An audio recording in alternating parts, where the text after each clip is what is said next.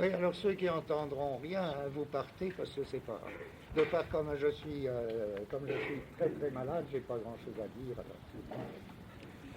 Voilà, voilà, écoutez. La dernière fois, dans,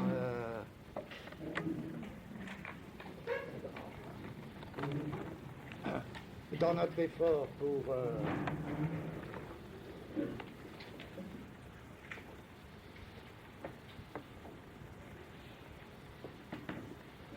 pour analyser les différentes dimensions de l'individualité, j'avais essayé de développer ce thème précisément de la présence de l'infini dans la philosophie du XVIIe siècle.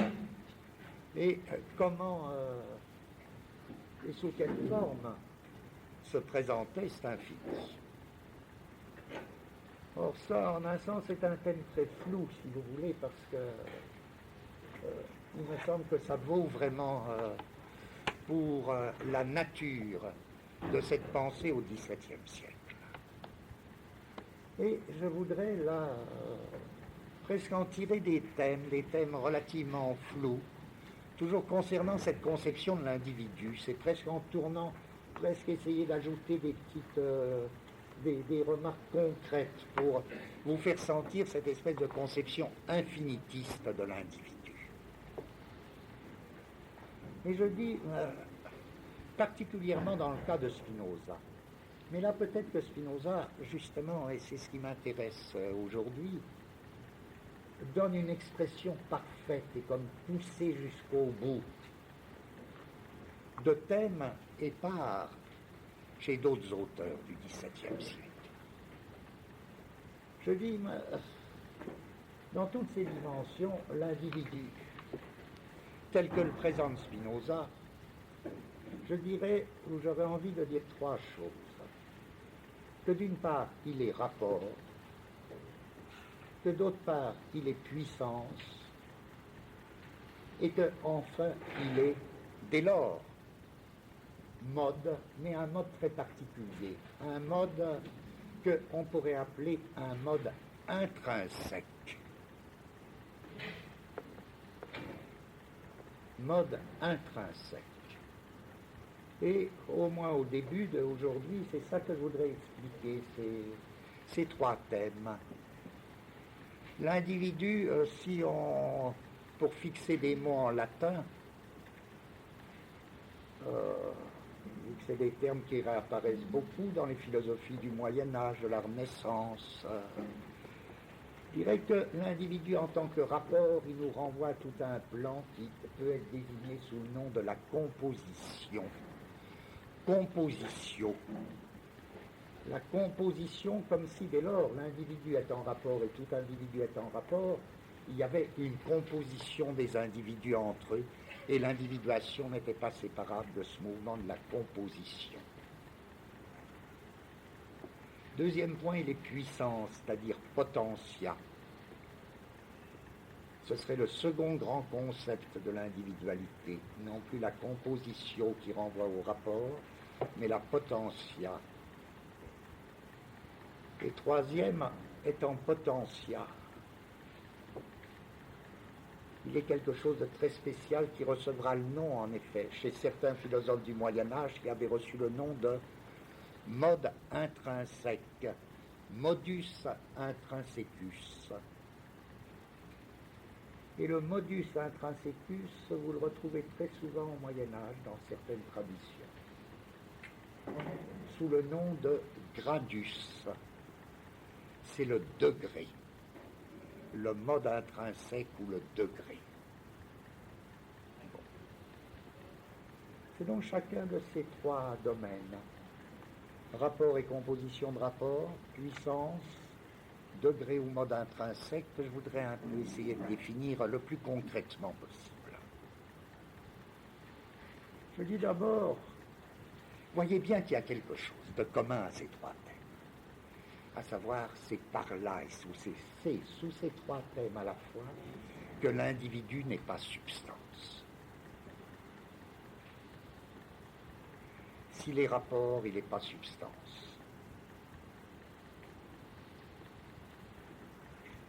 parce que la substance concerne un terme et non pas un rapport. La substance, elle est, comme ils disent au Moyen-Âge, le latin, il est très commode là, elle est terminus, elle est un terme. S'il est puissant, s'il n'est pas substance non plus, parce que ce qui est substance fondamentalement, c'est la forme. C'est la forme qui est dite substantielle. Et enfin, s'il est degré, il n'est pas substance non plus. Pourquoi? Parce que sans doute tout degré renvoie à une qualité qu'elle gradue. Tout degré est degré d'une qualité. Or, ce qui détermine une substance est une qualité. Mais le degré d'une qualité n'est pas substance. Donc, vous voyez, tout ça tourne autour de la même intuition de l'individu comme n'étant pas substance. Je commence par le premier caractère. L'individu est rapport. C'est peut-être une des premières fois, il me semble, dans l'histoire de la philosophie, que va se dessiner une tentative pour penser le rapport à l'état pur. Mais qu'est-ce que ça veut dire, penser le rapport à l'état pur? D'une certaine manière, est-il possible de penser le rapport indépendamment de ses termes? Le rapport à l'état pur, ce sera un rapport indépendant de ses termes. Qu'est-ce que ça veut dire, un rapport indépendant de ses termes? Il y avait déjà eu une tentative assez forte chez un grand philosophe de la Renaissance, dont on a un peu parlé pour évoquer son nom, à savoir chez Nicolas Tkuse. Chez Nicolas Tkuse, dans beaucoup de textes que je trouve vraiment très beaux, il y a une idée qui sera tellement reprise ensuite qu'il me semble que c'est chez lui qu'elle apparaît fondamentalement. À savoir que tout rapport est mesure, seulement que toute mesure, c'est-à-dire tout rapport, plonge dans l'infini. Il le montre à propos d'analyse, il s'occupait beaucoup, par exemple le cardinal de Cuse, il s'occupait beaucoup d'histoires concernant la pesée, la mesure des poids. Il a des pages très bizarres sur la pesée, la mesure des poids, en tant que la mesure relative de deux poids renvoie à une mesure absolue. Et la mesure absolue, elle met toujours en jeu l'infini. C'est très bizarre ce thème, si vous voulez, qu'il y a une immanence du rapport pur et de l'infini.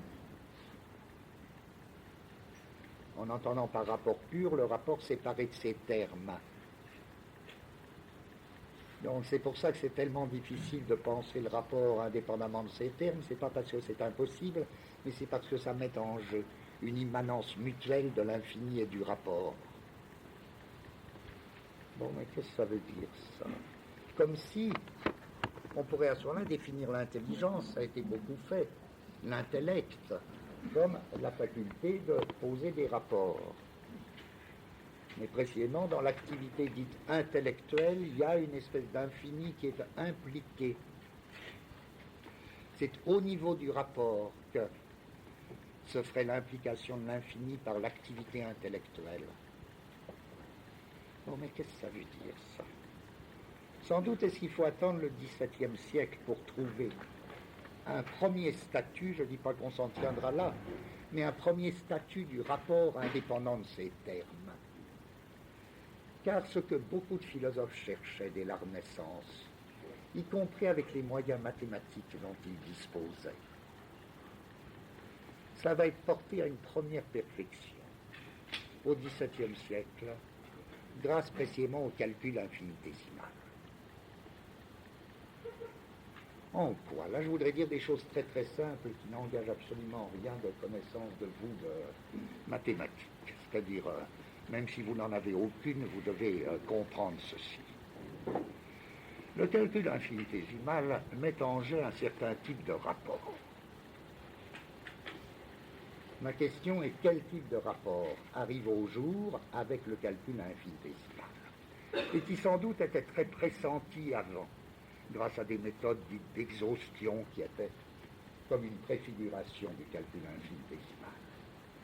Ben, le rapport auquel le calcul infinitésimal donne un statut solide, ou en tout cas apparemment solide, c'est ce qu'on appelle un rapport différentiel. Et un rapport différentiel est du type dy sur dx égale quoi, on va voir. dy sur dx égale. Bon, comment définir ce rapport dy sur dx égale?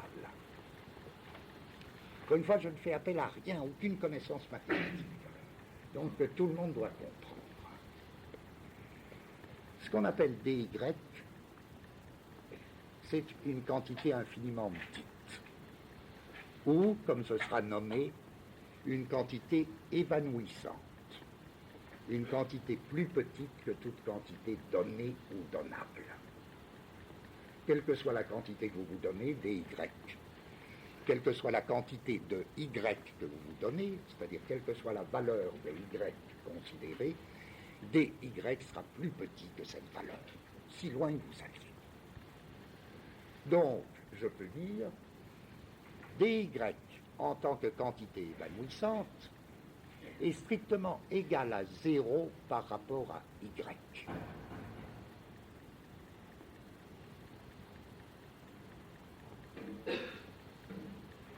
De la même manière, dx est strictement égal à 0 par rapport à x.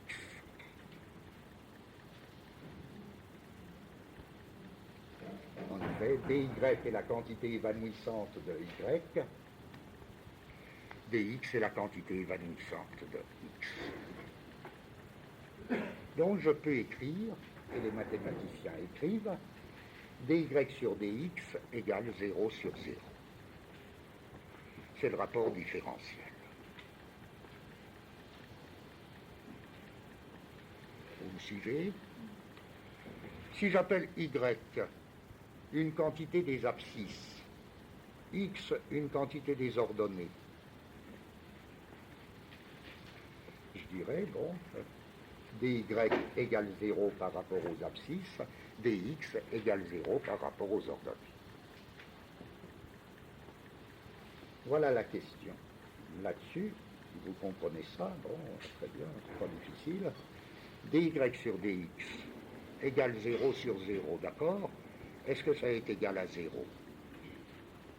Évidemment non. dy n'est rien par rapport à y. dx n'est rien par rapport à x. Mais dy sur dx ne s'annule pas. Le rapport subsiste. Et le rapport différentiel se présentera comme la subsistance du rapport quand les termes s'évanouissent. Ils ont trouvé, là c'est très très important, ils ont trouvé l'outil mathématique. Et même quand ils le traitent uniquement comme outil, comme convention, ils ont trouvé la convention mathématique. Ils ont fondé la convention mathématique qui leur permet de traiter des rapports indépendamment de leurs termes. Or, quelle est cette convention mathématique? Je résume, c'est l'infiniment petit. Voilà en quoi je peux dire le rapport pur implique nécessairement l'infini, sous la forme de l'infiniment petit. Car le rapport pur, ce sera le rapport différentiel entre quantités infiniment petites.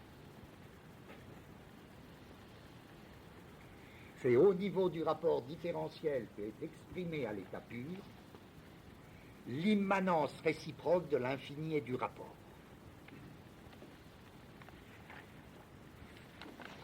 Si vous comprenez ça, vous avez presque tout compris.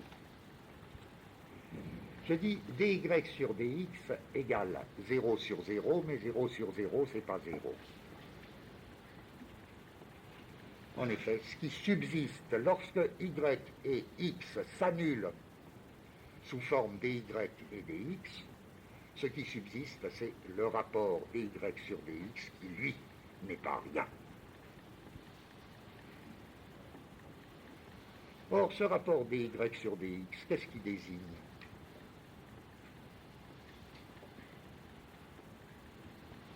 À quoi est-ce qu'il est égal? Mettons, pour procéder vraiment très simple, mais justement c'est ce que je souhaite, on dira dy sur dx égale z. C'est-à-dire, il ne concerne rien de y ni de x, puisque c'est y et x sous forme de quantité évanouissante. Donc il ne concerne rien concernant y ou x. Il désigne z. Je veux dire quoi? Exemple tout simple. Quand vous avez un rapport dy sur dx dégagé par exemple à partir du cercle, vous voyez, à partir d'un cercle, ce rapport dy sur dx égale 0 sur 0 ne concerne rien du cercle, mais renvoie à une tangente dite trigonométrique. Bon, là, peu m'importe, hein, vous n'avez pas besoin de comprendre quoi que ce soit. Vous comprenez juste dy sur dx égale z. C'est-à-dire, le rapport qui est indépendant de ces termes va désigner un troisième terme et va servir à la mesure et à la détermination d'un troisième terme, la tangente trigonométrique.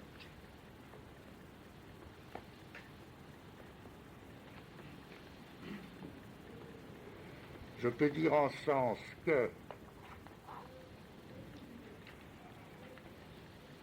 voyez, le rapport infini, c'est-à-dire le rapport entre infiniment petit, renvoie à quelque chose de fini.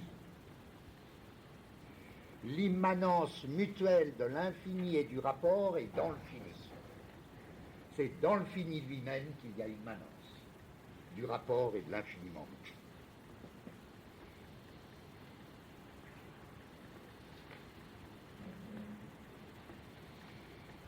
Pour réunir ces trois termes, le rapport pur, l'infini et le fini, je dirais quoi?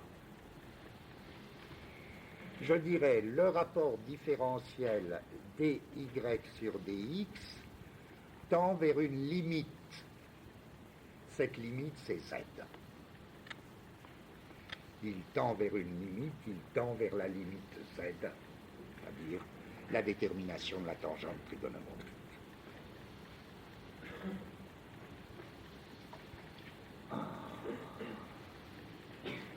D'accord? Il faudrait que ce soit très clair, parce que là, je crois, si vous voulez, si vous acceptez cette... Là, je crois qu'on est vraiment dans un nid, dans un espèce de nœud de notion d'une extraordinaire richesse. Et lorsque, après, les mathématiciens diront « Ah ben non, interpréter le calcul infinitésimal par l'infiniment petit, c'est barbare, c'est pas ça, ils n'ont rien compris, etc. » Bien sûr, ils ont raison de quel point de vue, je ne sais même pas de quel point de vue. Mais c'est tellement mal posé le problème, vous savez, tellement mal. Le fait est que le XVIIe siècle, par son interprétation du calcul infinitésimal, trouve un moyen de souder trois concepts clés, à la fois pour les mathématiques et pour la philosophie. Ces trois concepts clés, c'est les concepts d'infini, de rapport et de limite. Donc, la formule, si vous voulez, si j'extrais une formule de l'infini du XVIIe siècle, je dirais quelque chose de fini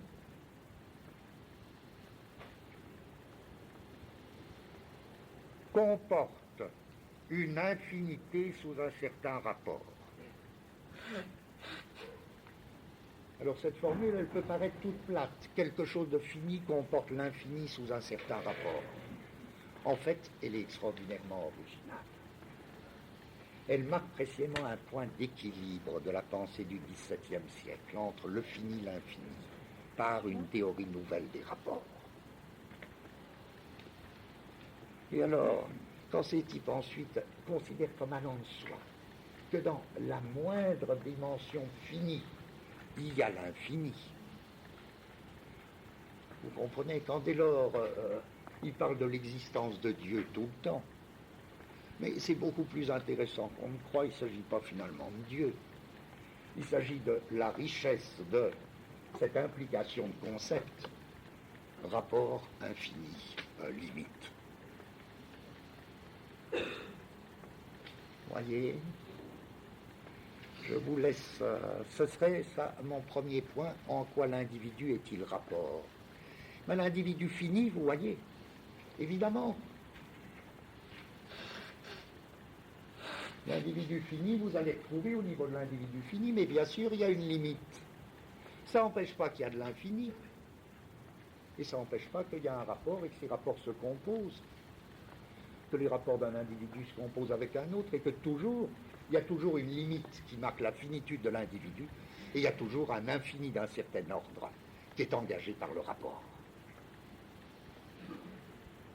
C'est une drôle de vision du monde, hein, si vous en faites une vision du monde. Je veux dire, si vous consentez à voir qu'ils ne pensaient pas seulement comme ça, ils voyaient comme ça. C'était leur goût à eux, c'était leur manière de traiter les choses. Alors vous voyez, vous comprenez pourquoi. C'est pas par assimilation facile que quand ils voient que quand les histoires de microscope se montent, ben, ils y voient une confirmation. Le microscope, c'est l'instrument à nous donner un pressentiment sensible. Là, ils ne sont pas idiots. Un pressentiment sensible et confus de cette activité de l'infini sous tout rapport fini. Et le texte de Pascal sur les infinis, qui est un texte extrêmement simple, là aussi, c'est de grands mathématiciens, mais quand ils essaient de faire comprendre la manière dont ils voient le monde, ils n'ont pas besoin de tout leur savoir mathématique. Parce que les deux se confortent, les deux s'appuient l'un l'autre.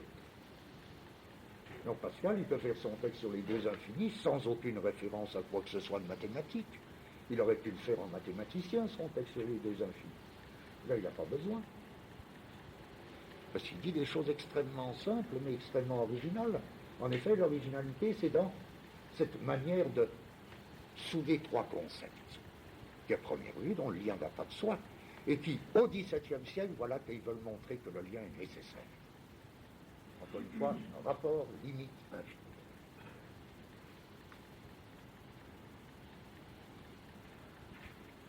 Bon. Repos. Si vous n'avez pas compris ça, je recommence. Hein. Sinon, c'est essentiel. Il faudrait que vous saisissiez que ça fait quand même un drôle de monde. Pour nous, notamment, c'est vrai, on ne pense plus comme ça, mais quelle joie, là, je crois qu'on ne pense plus exactement comme ça.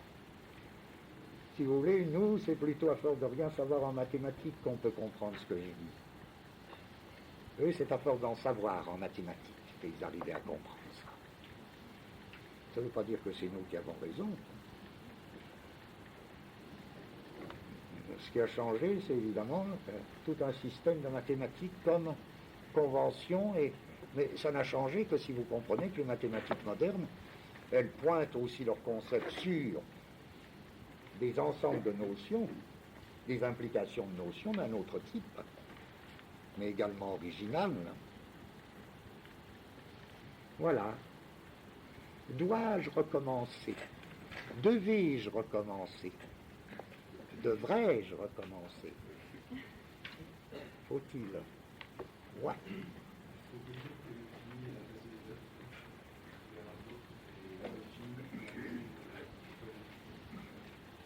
Ce serait bien ça. Ce serait un éclaircissement. Attends, laisse-moi réfléchir.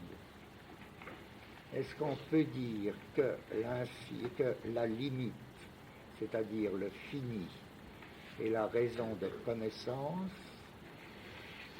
l'infini, la raison d'être, du rapport lui-même? Oui. Oh oui, ce serait bien.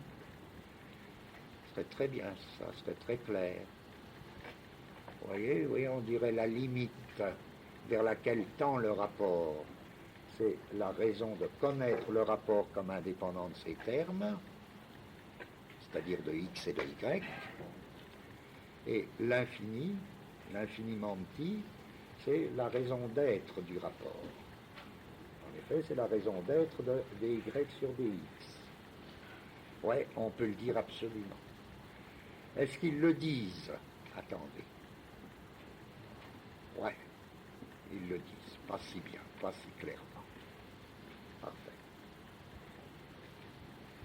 Oui, puisqu'ils le disent forcément, puisqu'ils disent tous finalement. La formule de Descartes. L'infini conçu et pas compris. C'est-à-dire, on ne le comprend pas, l'infini. Parce qu'il est incompréhensible, mais on le conçoit. C'est la grande formule de Descartes, on peut le concevoir clairement et distinctement, mais le comprendre, c'est autre chose.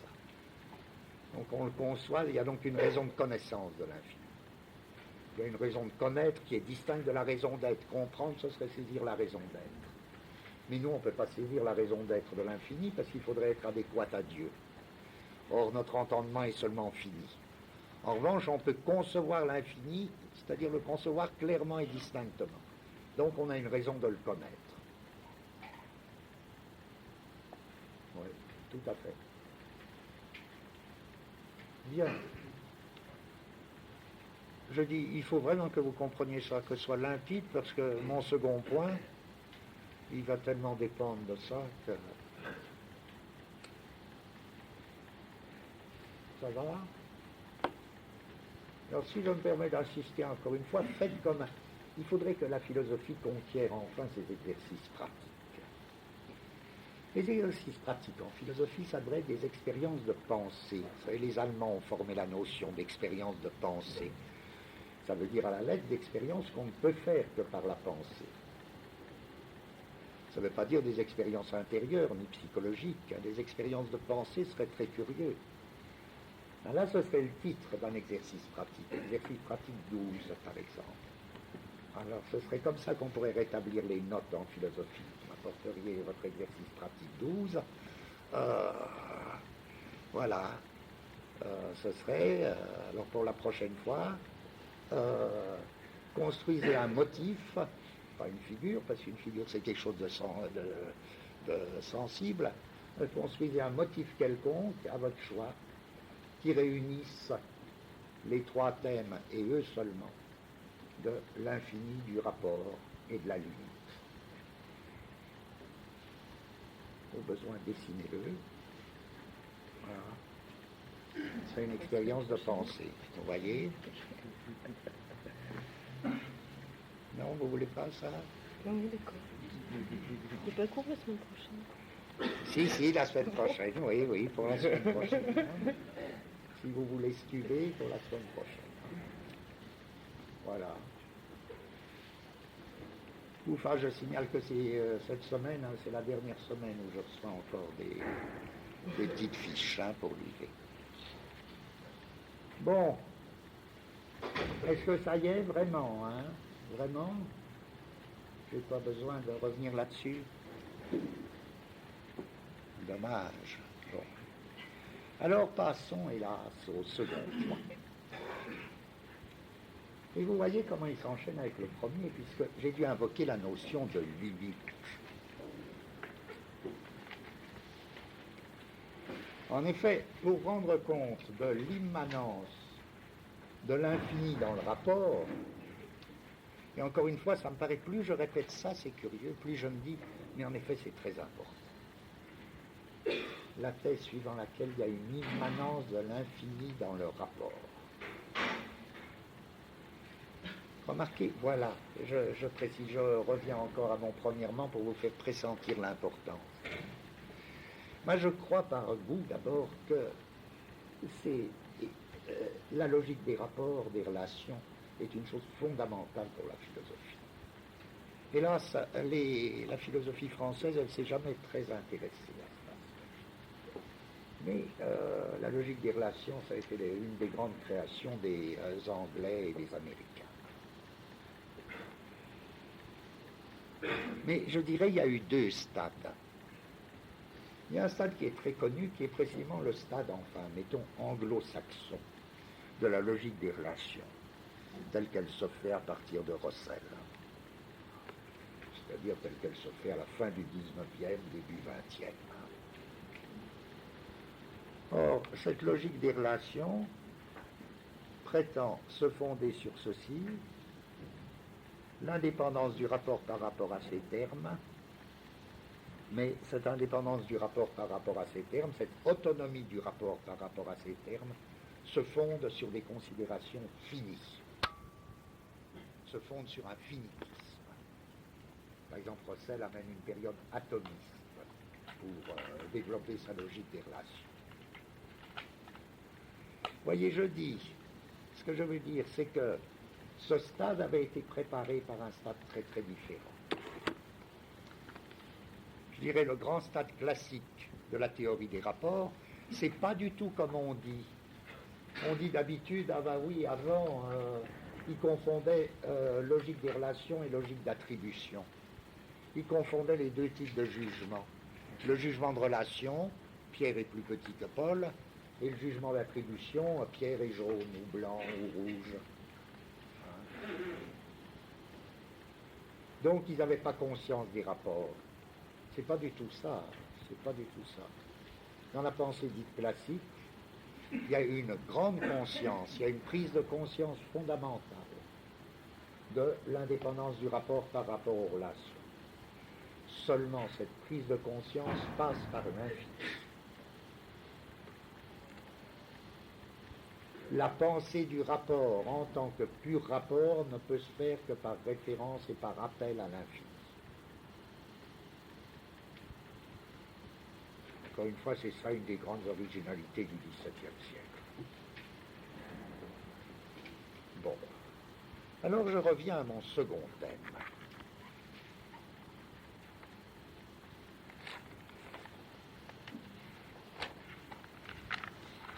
Vous vous rappelez, mon second thème, c'est l'individu et puissance. Là, je viens de commenter très vaguement, donner comme le ton de la formule l'individu et rapport. L'individu n'est pas substance, il est rapport. Mon second thème, c'était, vous vous rappelez, l'individu n'est pas forme, il est puissance.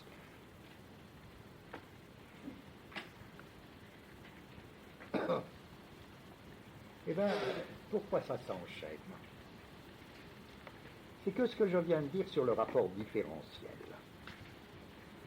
0 sur 0 n'est pas égal à 0, mais tend vers une limite. Je dis immédiatement, considérez que lorsque vous dites ça, et lorsque vous lancez le concept très particulier, là aussi que les mathématiciens plus tard dénonceront, mais s'ils avaient raison de les dénoncer, est-ce que ça ne reste pas un concept philosophique fondamental? Lorsque les philosophes et les mathématiciens du XVIIe lancent ce thème de tendre vers une limite, la tension vers une limite, toute cette idée de la tendance au XVIIe siècle, que vous retrouvez par exemple chez Spinoza, au niveau d'un concept spinoziste, celui de conatus. Chaque chose tend à persévérer dans son être. Chaque chose s'efforce, puisque s'efforcer en latin, ça se dit conor, ou conatus, l'effort ou la tendance. Bon. Voilà que la notion de limite est définie en fonction d'un effort. Et la puissance, c'est quoi? C'est exactement ça. C'est la tendance même ou l'effort même en temps qu'il tend vers une limite. C'est donc le concept, là nous nous trouvons devant encore un nouveau concept. Je voudrais que vous sentiez à quel point tous ces concepts sont liés du point de vue d'une création conceptuelle. Tendre vers une limite, c'est ça la puissance. Concrètement, on vivra comme puissance tout ce qui est saisi sous l'aspect de tendre vers une limite. Bon. Je dis, si la limite est saisie à partir de la notion de puissance, à savoir tendre vers une limite, vous voulez, en termes de calcul infinitésimal tout petit, tout rudimentaire, tout de vulgarisation, eh bien oui, le polygone qui multiplie ses côtés tend vers une limite qui est la ligne courbe. La limite, c'est précisément le moment où la ligne angulaire, à force de multiplier ses côtés, est-ce qu'on peut dire rejoint? Non, puisque c'est à l'infini. Mais tension vers une limite. C'est donc la tension vers une limite qui maintenant implique l'infini. Le polygone, en tant qu'il multiplie ses côtés à l'infini, tend vers le cercle. Je dis, et je voudrais presque là devant rêver devant vous, exactement comme pour le truc précédent, le thème précédent. Quel changement dans la notion de limite ça fait intervenir? Parce que la limite, c'était une notion bien connue. Mais on ne parlait pas de tendre vers une limite. Pourquoi? La limite, bien sûr, bien plus, c'est un concept philosophique clé. Alors toujours dans mon effort que ces trucs, notre travail vous serve un peu à voir qu'est-ce qui intervient comme création en philosophie, je prends ça à nouveau comme lieu d'une création de concept. Lorsque par exemple se fait une véritable mutation du point de vue de la pensée dans la manière de penser un concept. Limite, qu'est-ce que c'était? Les Grecs ont un mot, là je vous cite en même temps des mots étrangers parce que c'est très utile, parfois dans un texte, on le voit écrit en grec, ou ce mot, parce qu'il est très important dans la philosophie grecque, c'est péras. P-E-R-A-S. Péras, c'est, en grec ancien, c'est la limite. Mais qu'est-ce qu'ils appellent limite au plus simple? Il y a toutes sortes de théories de la limite. Et même Platon fera une grande théorie de la limite. Tiens, Platon fait une grande théorie de la limite. Donc, il faut s'y intéresser. Mon objet, vous voyez bien, pour que vous suiviez bien, c'est de m'interroger sur cette conception de la limite avant le XVIIe siècle, qui était évidemment d'une toute autre nature. Or, c'est tout simple. Je veux dire, si compliqué que soit la théorie même de Platon, il y a un point sur lequel tout le monde peut comprendre, qu'est-ce qu'ils appellent des limites. Les géomètres, à ce moment-là. Les limites, c'est des contours. C'est des contours. Bien, c'est des points, c'est des termes. Voilà. La limite, c'est un terme, terminus.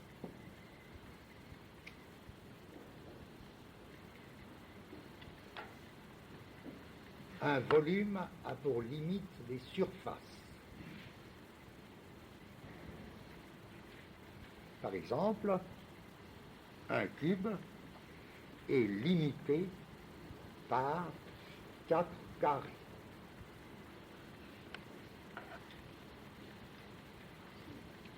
Six. Six.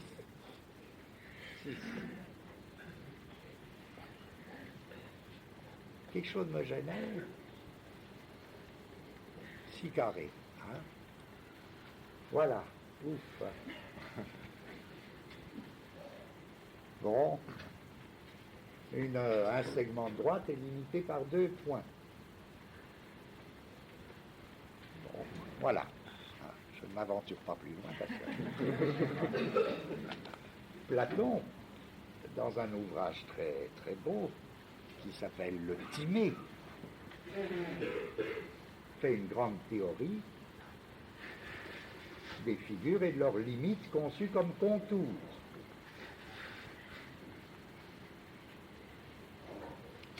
Et pourquoi cette conception de la limite comme contour peut être considérée comme à la base de ce qu'on pourrait appeler une certaine forme d'idéalisme? Suivez-moi bien. Forcément, ça se concilie très bien, cette conception de la limite comme contour. La limite, c'est le contour de la forme. Que la forme soit purement pensée ou qu'elle soit sensible, de toute manière, on appellera limite le contour de la forme. Ça se concilie très bien avec un idéalisme, parce que si la limite, c'est le contour de la forme, après tout et à la limite, qu'est-ce que ça peut me faire, ce qu'il y a entre les limites? que je mette du sable, du bronze, ou de la matière pensée, de la matière intelligible, entre mes limites, ce sera toujours un cube, ce sera toujours un cercle.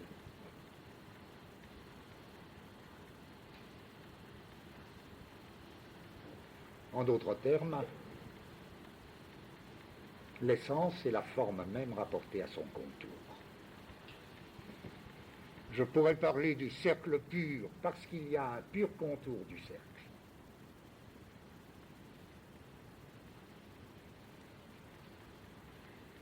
Je pourrais parler d'un cube pur sans préciser de quoi il s'agit.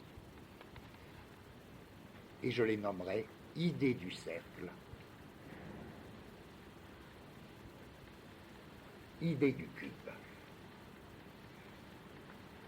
D'où l'importance de cette conception du péras contour dans la philosophie de Platon, où l'idée, ce sera très exactement. Très exactement, non, parce que c'est tellement plus compliqué que ce que je dis, j'en tire un tout petit truc. L'idée, ce sera la forme rapportée à son contour intelligible.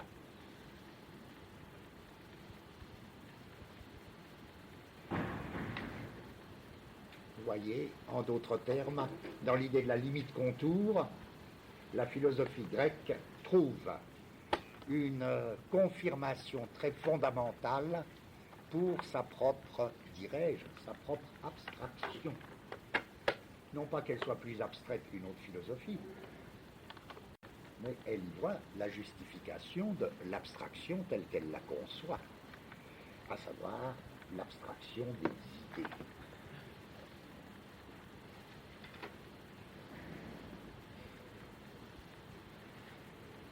Bon, ça, je viens de dégager la notion, la conséquence philosophique de cette idée de la limite contour. L'individu, ce sera dès lors la forme rapportée à son contour. Si je cherche sur quoi s'appuie pratiquement une telle conception, je dirais, pour reprendre un peu là des choses dont on avait parlé un peu précédemment à propos de la peinture, par exemple, je dirais que la forme rapportée à son contour, c'est par excellence un monde sensible de type tactilo-optique, tactile-optique. La forme optique est rapportée par, ne serait-ce que par l'œil, c'est-à-dire ne serait-ce qu'indirectement, à un contour tactile. Alors ça peut être le doigt de l'esprit pur. Le contour, il a forcément une espèce de référence tactile.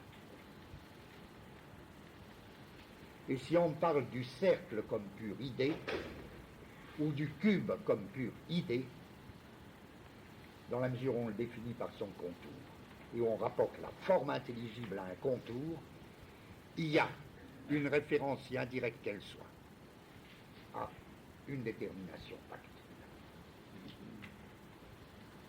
Et là, j'y retrouve confirmation, encore une fois. Il est complètement faux, une fois de plus, de définir le monde grec comme le monde de la lumière. C'est un monde optique, bien sûr, c'est même ça qu'ils ont découvert.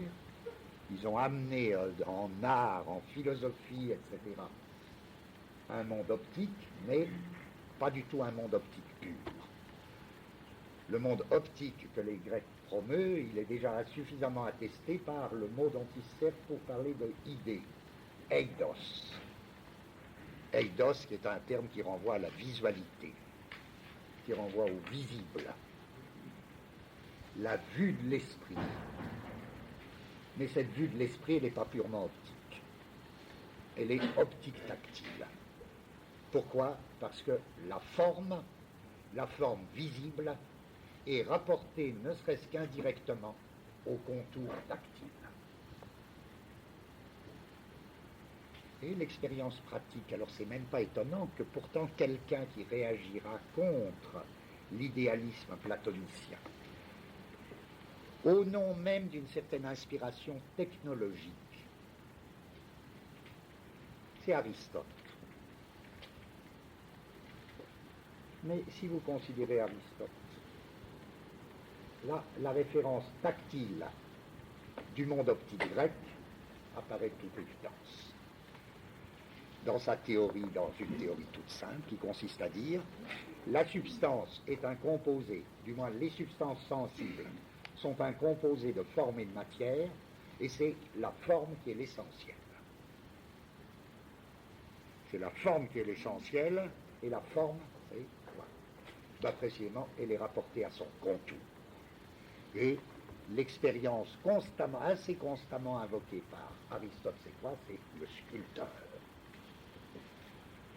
C'est le sculpteur. Et ça doit nous intéresser beaucoup, parce que la statuaire grecque a la plus grande importance dans tout ça, dans ce monde optique. C'est un monde optique, mais de sculpture, c'est-à-dire où la forme est déterminée en fonction d'un contour, où la forme optique est déterminée en fonction, ne serait-ce qu'indirect, d'un contour tactile.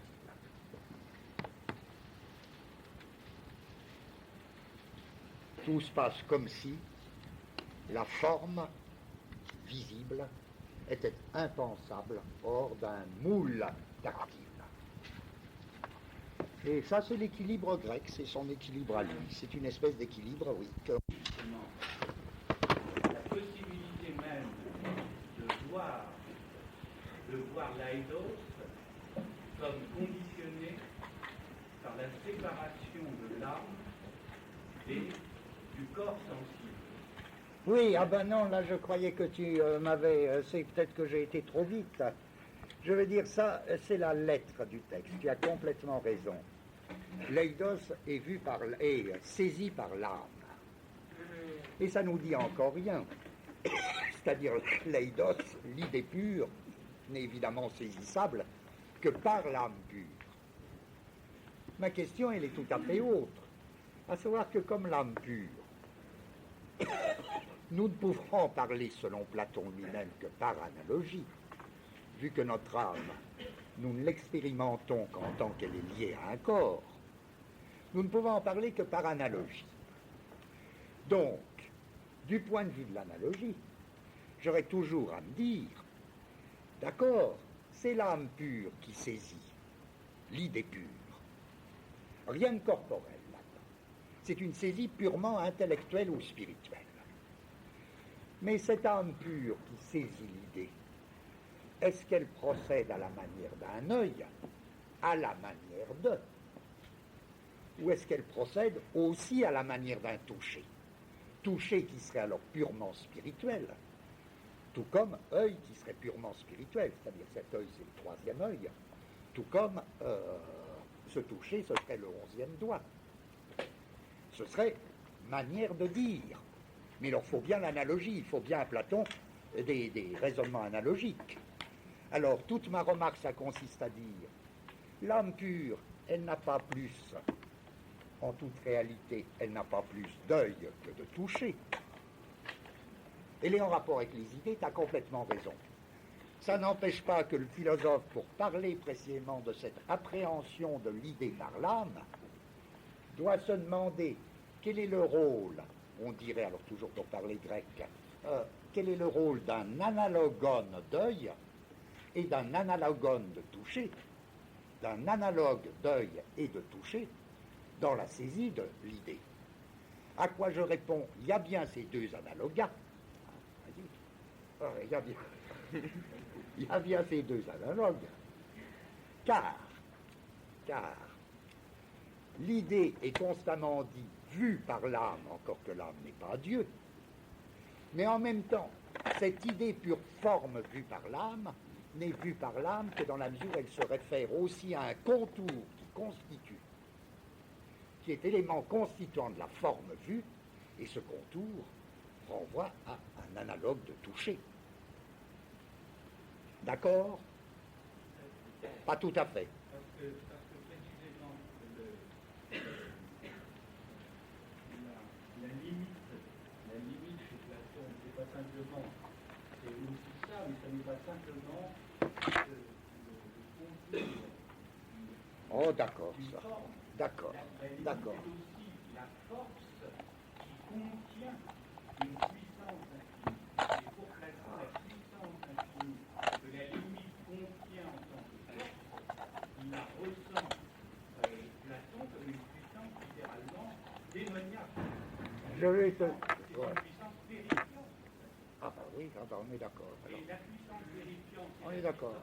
c'est la puissance qui a provoqué justement l'union mortelle de l'âme et du corps, dont la philosophie est la séparation. Oui, mais alors là, tu me dépasses, mais en me donnant encore plus raison que je n'aurais voulu avoir raison. Parce que ça revient à dire, ah mais attention, Platon a très fort un pressentiment d'une toute autre conception de la limite, qui ne serait plus la limite contour, mais précisément elle lui paraît plus ou moins démoniaque, parce que tout dépend des textes. D'accord, d'accord. Et c'est finalement ce monde qu'il faut à la fois, bien sûr, contempler, mais conjurer, oui. Tu veux, il s'en sauvera par le contour, même s'il y a chez lui des textes qui préparent déjà une toute autre conception de la limite. Et là, je croyais que tu allais foncer là-dessus, parce que c'est très important. En effet, ce que je dis, c'est comme, si vous voulez, c'est des petites notations sur... c'est très subtil, je veux dire, vous corrigez de vous-même. Là, Comtesse, il vient de me donner, il me semble, un exemple où il corrige de lui-même ce que je dis. En effet, c'est tellement plus compliqué. Ça, d'accord, c'est très compliqué. Oui. Ça n'empêche pas. C'est une direction. Il ne faut pas, si vous croyez que je dis une vérité absolue, non, je ne dis pas une vérité absolue, je dis ce qui me paraît une tendance de cette pensée grecque. Et c'est toujours plus compliqué que ce qu'on fait. Vous voyez. Bon. Alors, je passe à, je dirais, bien, voilà, c'est ça, cette conception, cette première conception de la limite contour. Or, qu'est-ce qui se passe pour que quelques siècles plus tard, là je vais doucement, on se fasse de la limite une toute autre conception et que les signes les plus divers nous en viennent.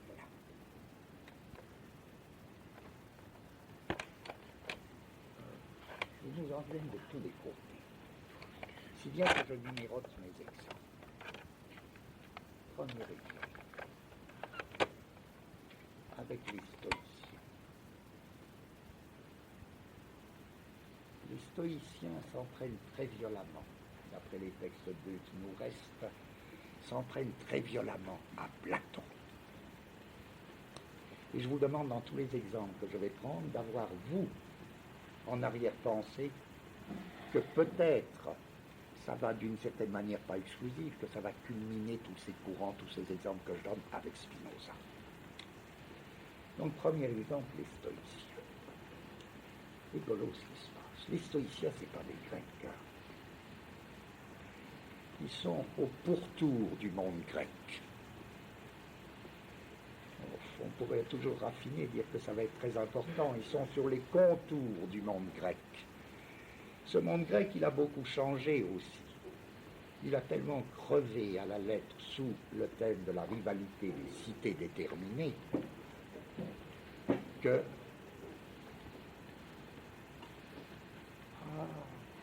il y a eu le rêve d'Alexandre, il y a eu tout ça, il y a eu un problème alors du monde grec. Comment faire le monde grec, hein? C'était autre chose que comment faire l'Europe, là, chez les Grecs, vous savez. Parce que, ouais. Bon, ça a engagé plein de choses. On ne peut pas comprendre Aristote, on ne peut pas comprendre les néoplatoniciens si vous n'avez pas quand même de vagues idées sur tout ce qui se passe dans l'histoire à ce moment-là. Voilà que ces stoïciens, qui sont à peine des Grecs, qui sont à moitié des barbares, à moitié des Grecs, qui sont vraiment des drôles de gens, attaquent Platon, et à partir de quoi? Pourtant, c'est pas que Platon manquait d'idées déjà venues de l'Orient. C'était pas les mêmes, il faut croire, ou bien il y a un nouveau flux oriental. Il y a un grand auteur allemand qui a fait un livre qui est une merveille, qui s'appelle La Grèce entre les bras de l'Orient, pour désigner cette époque, justement. Cette époque qui commence avec le stoïcisme. avec l'ancien stoïcisme. C'est un beau titre, la Grèce entre les bras de l'Orient. Ouais.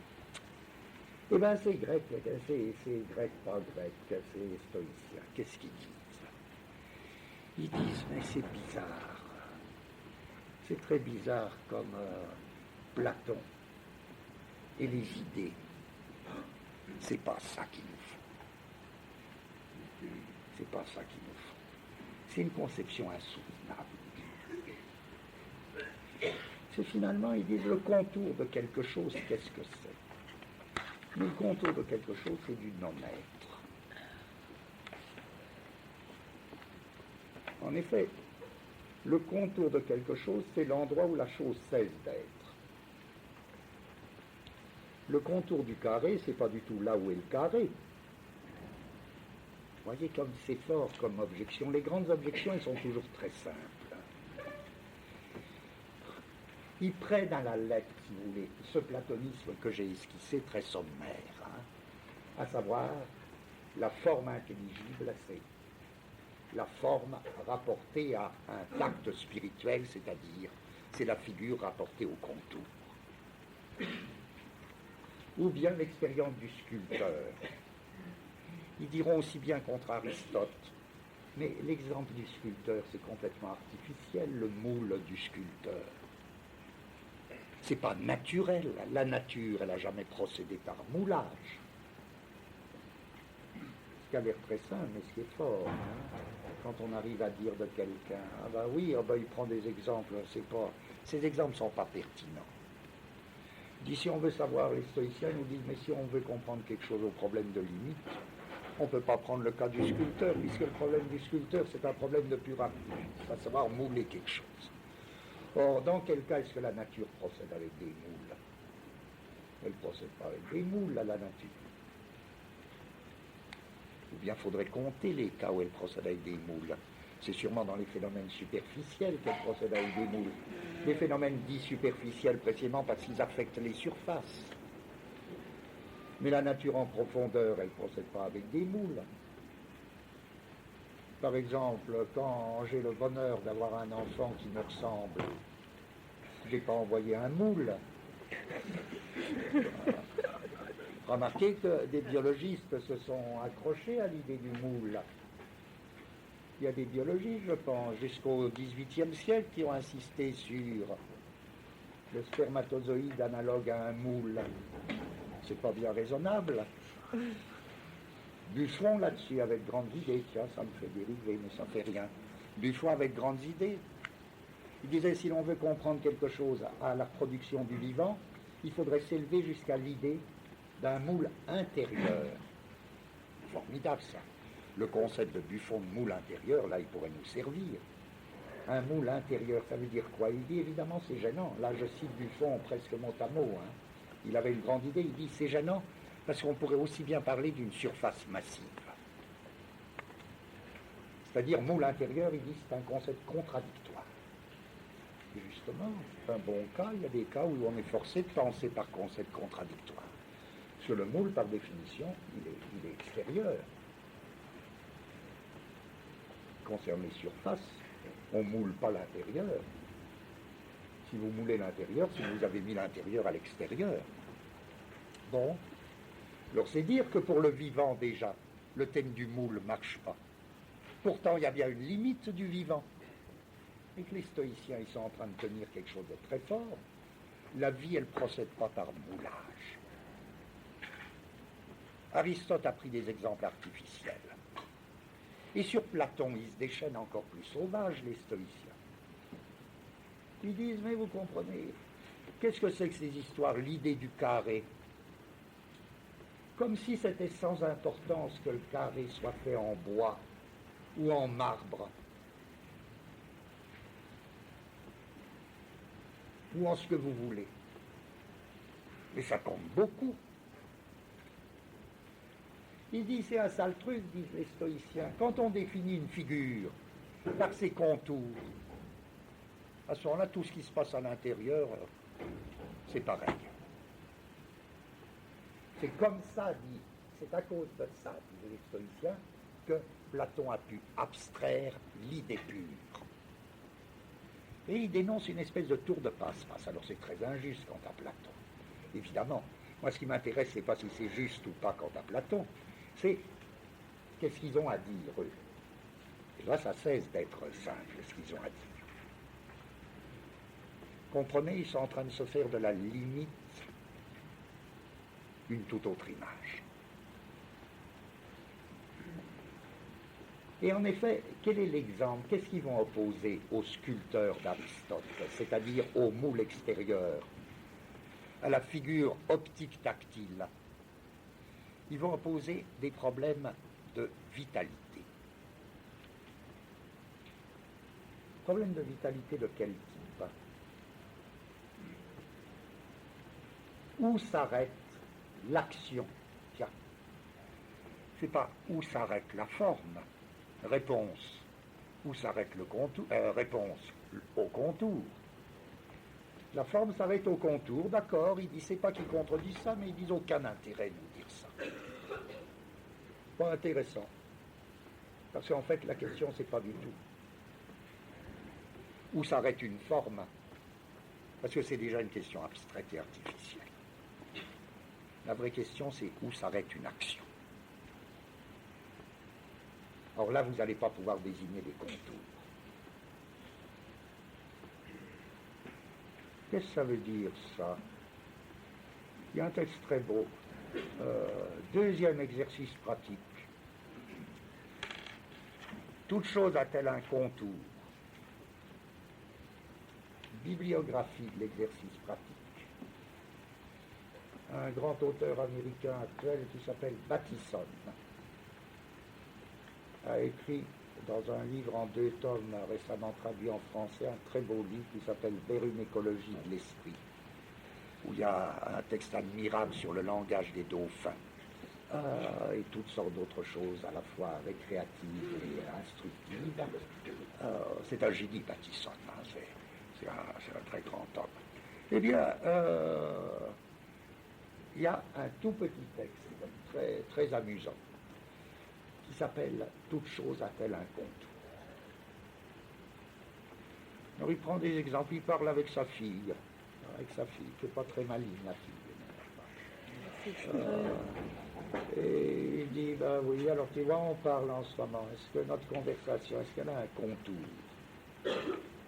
C'est intéressant ça, parce que quand un prof vous reprochait, du temps où vous en faisiez encore, mais ça va revenir, du temps où vous faisiez des devoirs, des dissertations, parce qu'un prof vous reprochait de sortir du sujet. Bon, hors du sujet, mais prenons à la lettre, en dehors du sujet. Bon, alors, est-ce que ça veut dire que le sujet a un contour?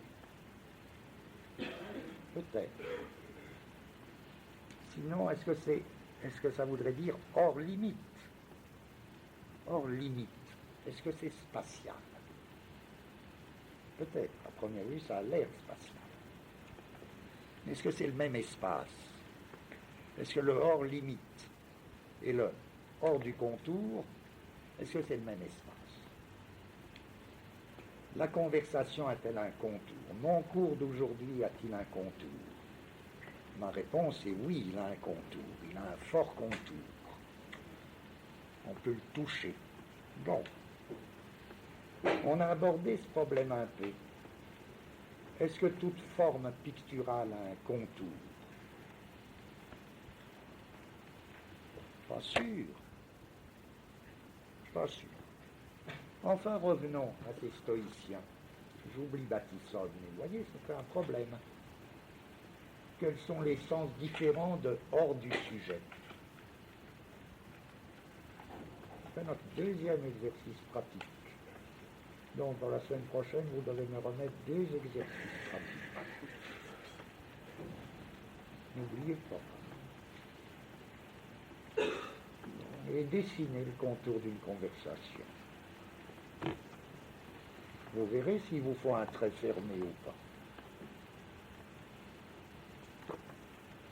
Alors, bon, qu'est-ce que c'est leur exemple favori? C'est jusqu'où va l'action d'une graine. C'est bien ça. crûment bon. Une graine a une limite, mais une limite de quoi? Pas de figure quand même.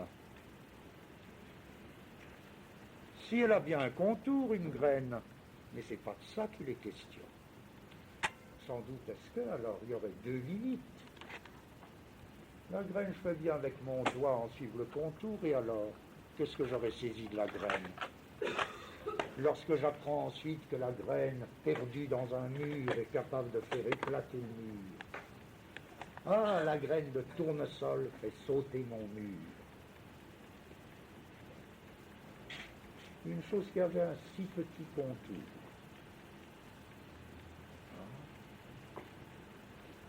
Jusqu'où va la graine de tournesol? Est-ce que ça veut dire quelle est sa surface? Non, disent les stoïciens. La surface, c'est là où se termine la graine, mais la surface, ça énonce exactement, dans leur théorie de l'énoncé, ils diront, ça énonce exactement ce que la graine n'est pas, c'est-à-dire là où elle n'est plus. Mais sur ce qu'est la graine, ça ne nous dit rien. Donc ils seront très forts quant à Platon. Ils vont arriver, ils vont dire mon Platon. Avec sa théorie des idées, il nous dit très bien ce que les choses ne sont pas. Il ne nous dit rien sur ce que sont les choses. Et il lance triomphant, les choses sont des corps, et pas des idées. Les choses sont des corps, ça veut dire quoi? Ça veut dire les choses sont des actions. Et la limite de quelque chose, c'est la limite de son action. Et ce n'est pas le contour de sa figure.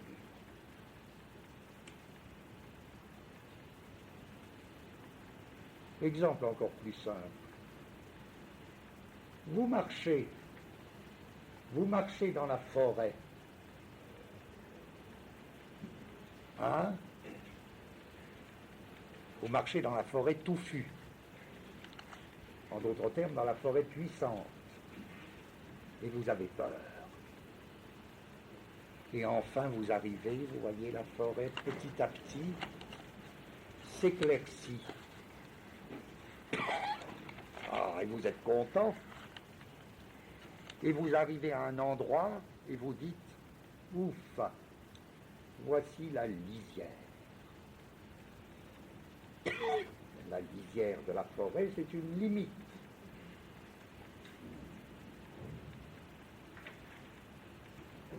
Alors, si c'est une limite, bon, d'accord. Est-ce que ça veut dire que la forêt se définit par son contour? C'est une limite de quoi? Est-ce que c'est une limite de la forme de la forêt? On peut le dire, c'est pas qu'on puisse pas le dire, on peut le dire, mais c'est un genre de limite qui est mal défini comme limite de la forme de la forêt. En fait, c'est quoi? C'est une limite de l'action de la forêt. C'est-à-dire, la forêt qui avait tant de puissance arrive à la limite de sa puissance. Elle ne peut plus mordre sur le terrain. Elle s'éclaircit, et ce qui montre que ce n'est pas un contour, c'est que vous ne pouvez même pas assigner le moment précis où ce n'est plus la forêt. Est-ce que vous étiez déjà dans les sous-bois? Comment vous êtes passé de la forêt au sous-bois, du sous-bois au taillis? Tout ça, c'est tiens, je n'ai pas besoin de me forcer beaucoup pour dire il y avait tendance. Et cette fois, la limite n'est plus séparable, une espèce de tension vers la limite. C'est une limite dynamique qui s'oppose à la limite contour. La chose n'a pas d'autre limite que la limite de sa puissance ou de son action. La chose est donc puissance et pas forme. La forêt ne se définit pas par une forme, elle se définit par une puissance, puissance de faire pousser des arbres jusqu'au moment où elle ne peut plus. D'où la question que j'ai à poser à la forêt, ce n'est pas quelle est ta figure et quels sont tes contours. Je pourrais y répondre qu'en disant les contours, la seule question que j'ai à poser à la forêt, c'est quelle est ta puissance. C'est-à-dire, jusqu'où iras-tu?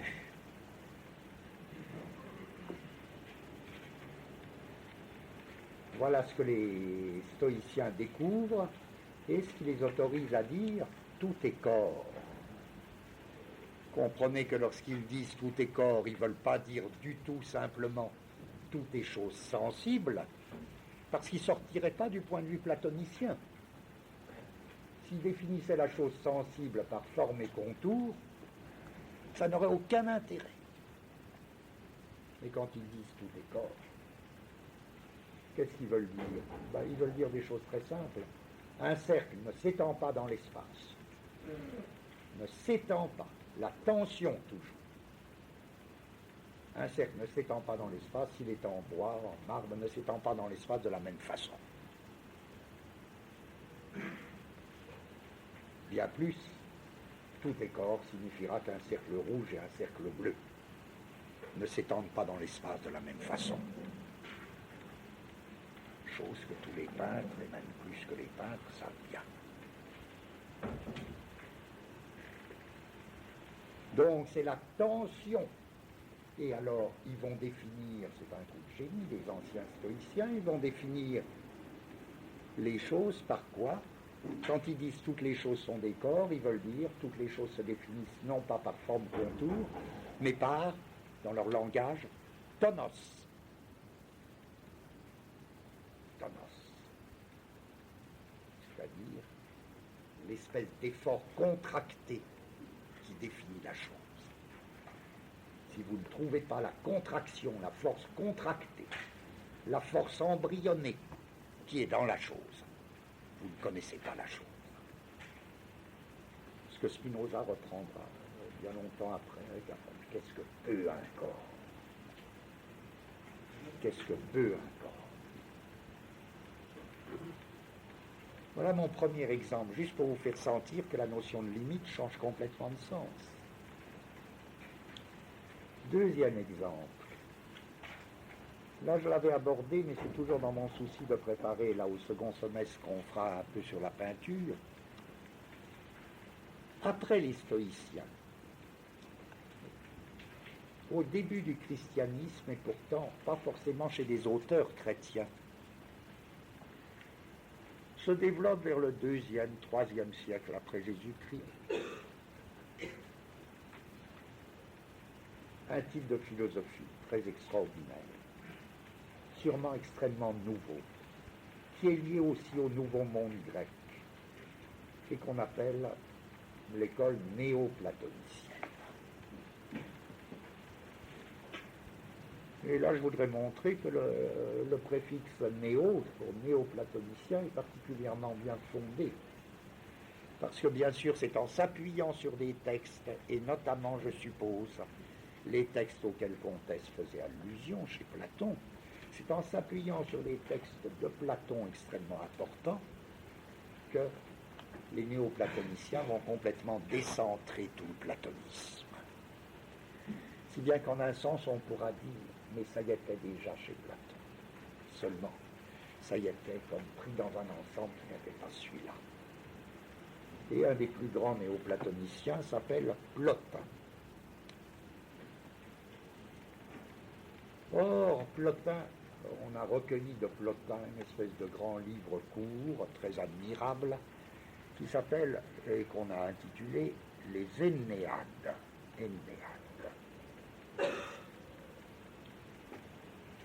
Moi, je vous conseille, pour ceux que ça intéresse, de parcourir comme ça, ouvrir au hasard, sans rien savoir sur Plotin.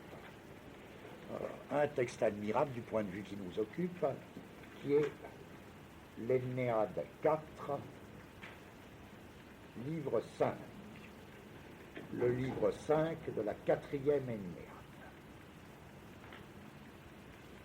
Où vous verrez une espèce de prodigieux cours, ou discours, ou méditation poétique. Sur quoi? Sur la lumière. Sur la lumière. Texte admirable, prodigieux texte.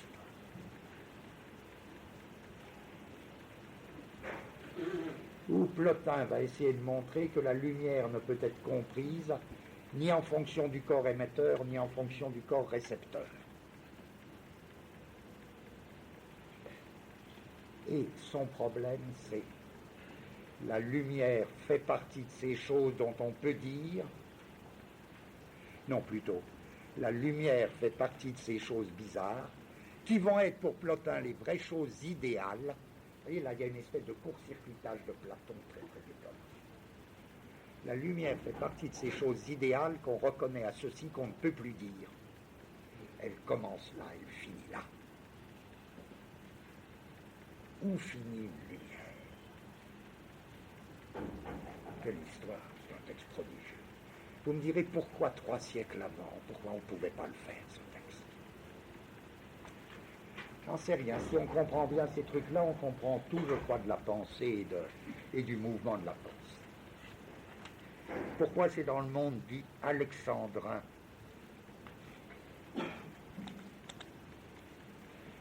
que vont alors proliférer ces méditations sur la lumière pure?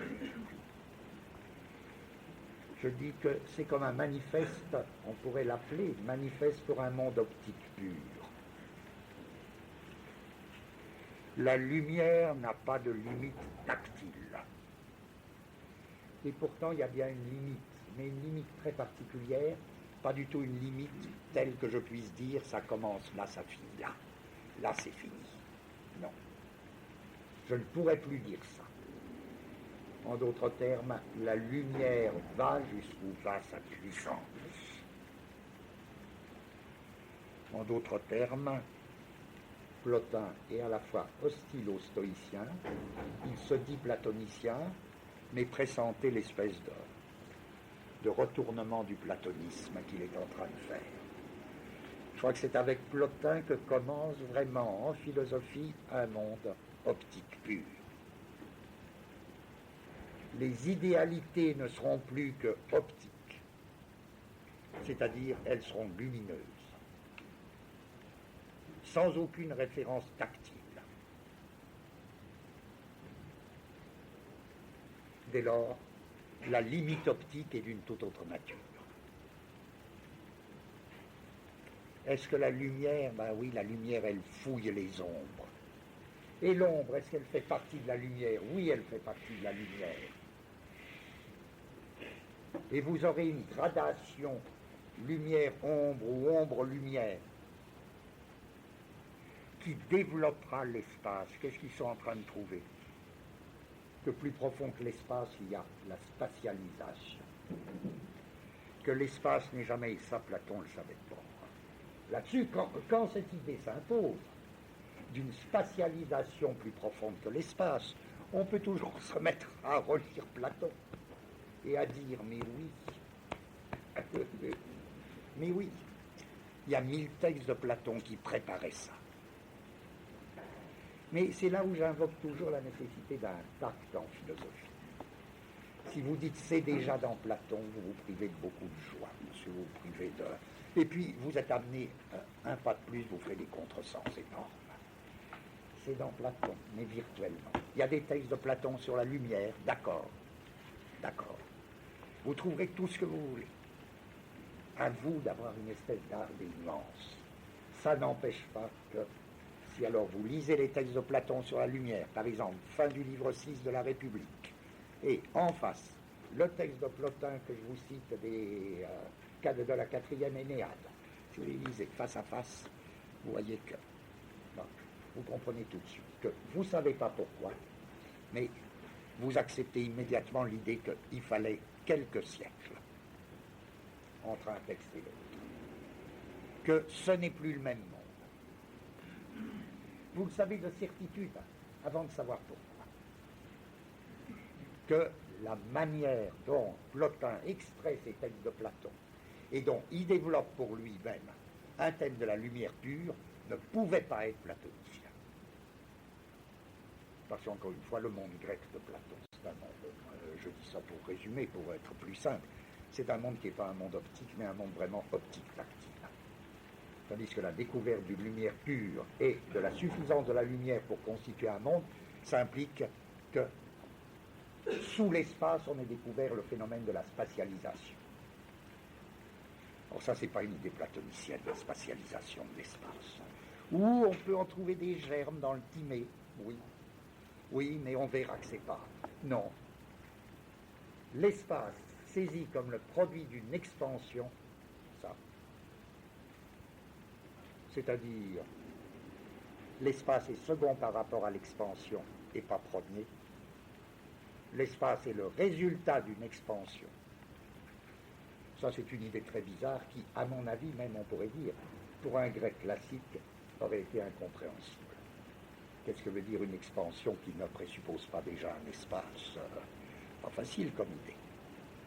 Il fallait découvrir là. Il fallait que beaucoup de choses passent, à commencer par un approfondissement du pythagorisme, par l'idée par toutes sortes d'influences orientales. Ça, c'est une idée qui vient d'Orient. Je ne sais pas pourquoi je dis ça, je risque pas de me tromper beaucoup là. Ça sent l'Orient, cette idée-là. Que la lumière soit spatialisante. C'est pas elle qui est dans l'espace, c'est elle qui constitue l'espace. Pas une idée grecque, ça. Vous savez, tout comme on sent, là, on sent ceci, on sent cela, on dit, ah bah oui, ça c'est pas une idée de là-bas. Non, ça vient d'ailleurs, ça. Il faut, quand vous lisez de la philosophie, il faut être très sensible à ces trucs-là. Bon, voilà. Troisième exemple, après les stoïciens et Platon. Encore quelques siècles après. Et Platon, là je l'ai dit, puisque c'est comme une confirmation, éclate quoi? Éclate une forme d'art qui a une importance très très très grande, à savoir l'art dit byzantin. Et c'est un problème pour les critiques d'art que de rechercher en quoi l'art byzantin à la fois reste lié à l'art grec classique et en même temps rompt, d'un autre point de vue, rompt complètement avec l'art grec classique. Si je prends les analyses d'un des meilleurs critiques à cet égard, à savoir un auteur autrichien, je crois bien, pas allemand, je sais pas, je crois bien qu'il est autrichien, enfin, Riegel, R-I-E-G-L, Riegel dit une chose extrêmement rigoureuse, c'est un des meilleurs spécialistes de l'art byzantin. Il dit, vous comprenez, dans l'art grec, bien sûr, c'était déjà très compliqué, mais en très gros, lui-même il dit, c'est très gros ce que je dis, c'est pour vous donner des points de repère. Vous avez un primat de l'avant-plan. La grande différence entre l'art grec et l'art égyptien, c'est que dans l'art grec se fait la distinction d'un avant-plan et d'un arrière-plan.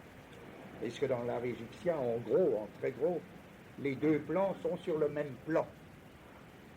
Par exemple, c'est tout le bas-relief égyptien. Bon, c'est très sommaire, ce que je dis, je résume, un point de vue de Riegel. Il dit, se fait ce décalage dans l'art grec.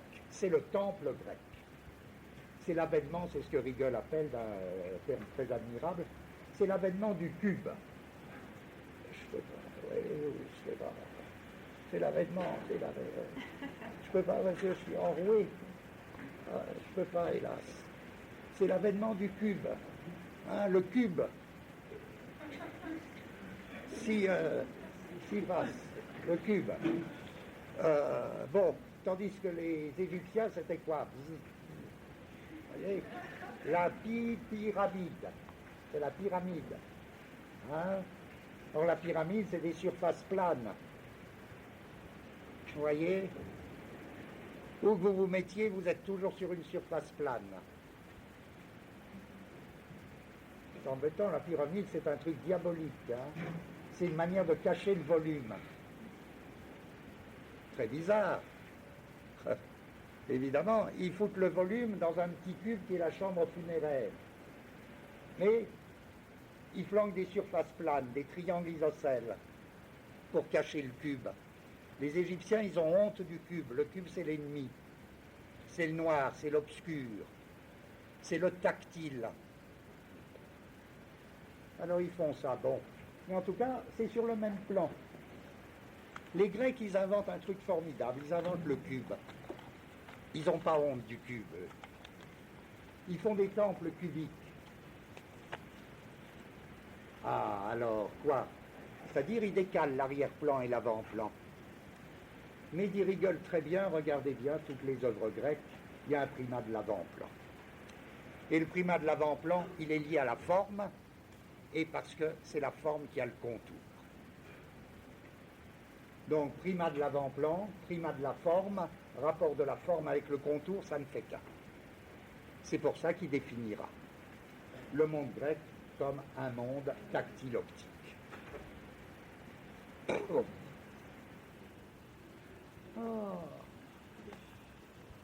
Vous me suivez?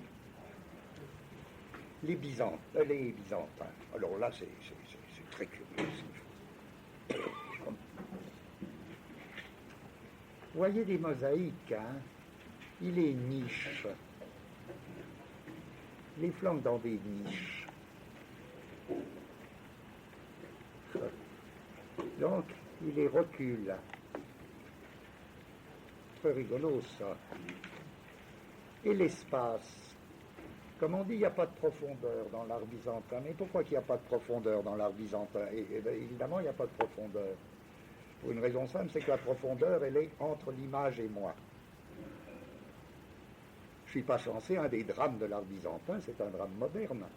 À savoir qu'à cause de l'appareil de photo, encore une fois, tout est venu des méfaits de la photo, on photographie les mosaïques.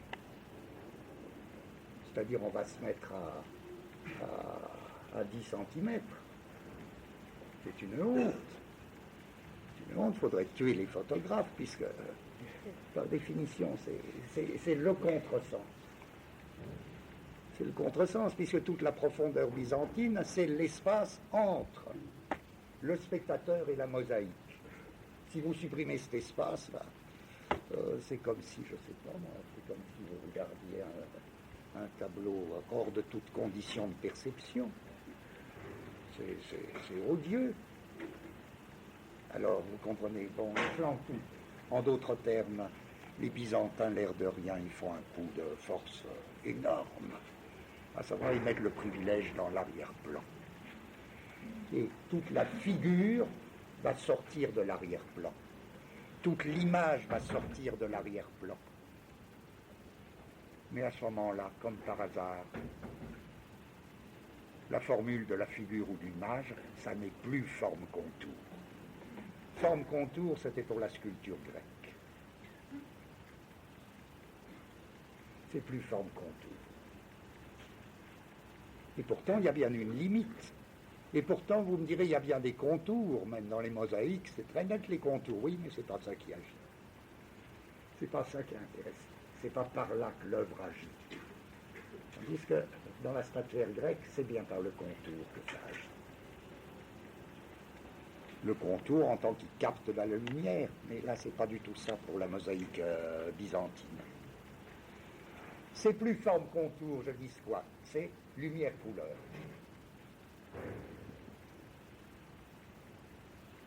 C'est-à-dire que ce qui définit, au sens propre de définir, à savoir marquer les limites de quelque chose.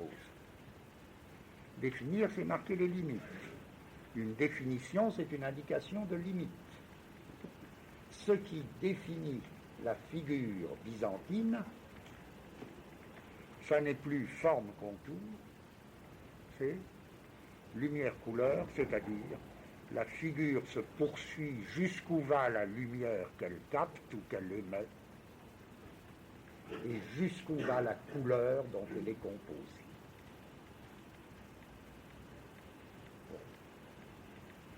D'où, en effet, et l'effet sur le spectateur est quelque chose de prodigieux, à savoir, par exemple, un œil noir va exactement jusqu'où ce noir rayonne. D'où l'impression de ces figures qui sont vraiment, dont le visage est dévoré par les yeux. En d'autres termes, il n'y a plus un contour de la figure, il y a une expansion de la lumière-couleur. Et la figure ira jusqu'où elle agit, par lumière et par couleur. Je peux dire, c'est le renversement du monde grec.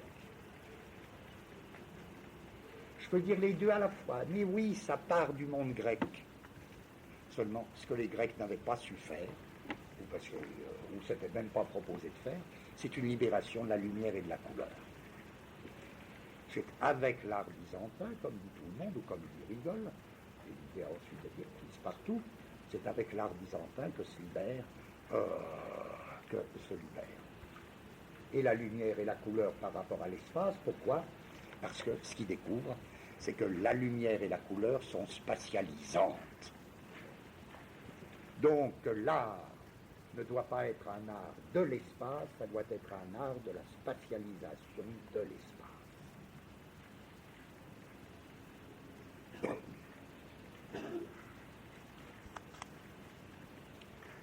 Donc je dirais que, si vous voulez, et là c'est une idée qui va de soi, entre l'art byzantin, du point de vue de la peinture de mosaïque, par exemple, et de l'architecture aussi, et les textes un peu antérieurs de Plotin sur la lumière, il y a une résonance évidente, quoi.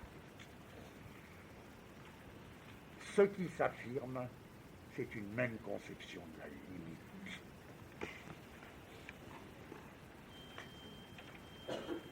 Dernier exemple sur lequel je voudrais passer là plus vite. Qu'est-ce que ça veut dire cette histoire de... Je dirais maintenant, il y a donc deux sortes de limites. Je pourrais multiplier mes oppositions entre limites. Il y a une limite contour et il y a une limite tension. Deuxièmement, il y a une limite espace et il y a une limite spatialisation. Il y a une limite contour, oui encore, et une limite lumière-couleur. Il y a une limite état, il y a une limite terminus, et une limite tension.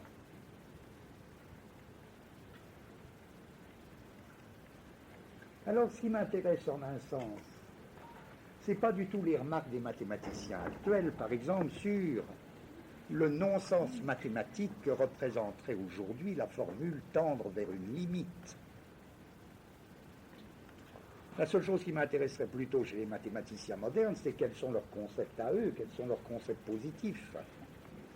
Mais ce qui m'intéresse quant au passé, c'est en quoi l'idée de tendre vers une limite, c'est vraiment fondé sur des expériences de tout genre, expériences de pensée, expériences esthétiques, qui changeaient complètement. Et la conception de l'individu, et de la forme, et de la lumière, etc., et de la couleur, etc. Et pour le dire plus brièvement encore, je prends un dernier exemple, là, qui m'a servi là, pour d'autres choses, d'autres années. Je dis, opposons, là, pour être très simple, voyez, il faut... Les hommes, comment ils opèrent des distributions? Les hommes, ils opèrent des distributions en partageant un espace. Alors, par exemple, dans un grand carré, ils font des petits carrés. C'est ce qu'on appelle le cadastre. Ce carré est à toi, celui-là est à moi, etc. Bon, vous voyez, on partage un espace. Je dirais c'est une conception de la limite contour. Il y a plus, là où finit mon carré à moi et où commence le tien, on va mettre une borne. Comment se dit borne en latin? Ça se dit évidemment, vous pouvez l'inventer vous-même, vous n'avez même plus besoin de chercher dans le dictionnaire. Borne ne peut se dire que terminus.